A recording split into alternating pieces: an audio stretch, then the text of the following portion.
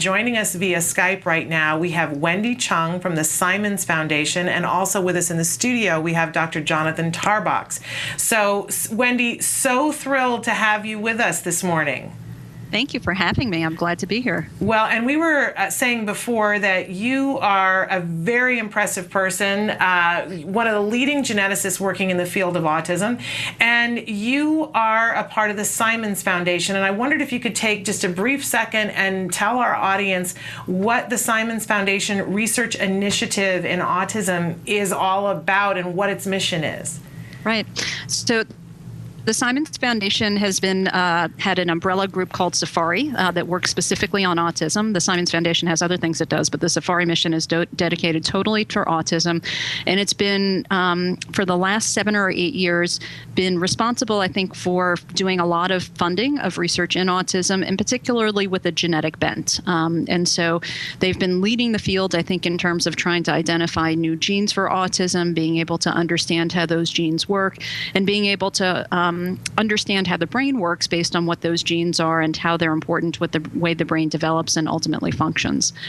Besides that, it funds a lot of neuroscience and behavioral work that's related to autism.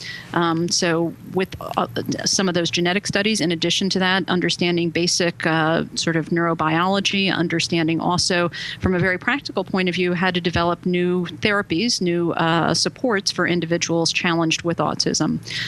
So it's got a very wonderful group of investigators around the world who are dedicated to this, and it's also supported development of cohorts or populations of participants with whom we've partnered and learned a tremendous amount. Well, absolutely remarkable, and it gives us so much hope. And you have been referred to as a genetic sleuth, and my understanding is that you worked in many other fields before this, including the field of diabetes and working on finding out about how genetics plays a role in the heart. What brought you to this field of autism? Right. So I'm trained and I work as a clinical and molecular geneticist. So as a geneticist, and I should say a pediatric geneticist, a lot of my patients, in fact, more than 50% of my patients were coming to me that had autism or related developmental disabilities. And my patients would come to me, really searching for the question, why? Why did this happen? And more importantly, how can we make this better? And so I ended up, for many years, unfortunately, being able to not provide the answer most of the time. And so it really drove me to develop new technologies, new methods to be able to find the answer to the question why. I still have to admit we don't always find that answer, but when we do, it provides new opportunities, as I said, to try and enrich and make better the lives and the families of those individuals who are challenged. I'm very optimistic that now that we're getting better at understanding the question of why, we can get beyond just the diagnosis and we can get on to new treatments and new therapies. And I think that's the most exciting new era that we're starting to enter just now.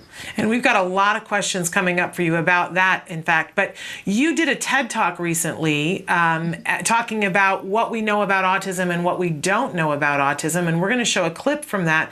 But before we go to that clip, can you tell us, if somebody wants to know more about the Simons Foundation, where would be the best place for them to go? Yeah, so we've got a great website, simonsfoundation.org. We'll tell you everything about the Simons Foundation, and there are specific web pages dedicated to the Safari, the autism effort, and it's a really wonderful resource. We have a whole dedicated team of writers that in particular are keeping everyone up to date, both for researchers as well as other individuals who might be interested in this, giving summaries of the newest research that comes out, the newest investigations, even blogs of people, research scientists and clinicians who are in the field, webinars in some cases, a wonderful, wonderful resource in terms of just putting all the latest and most important information all together in one place.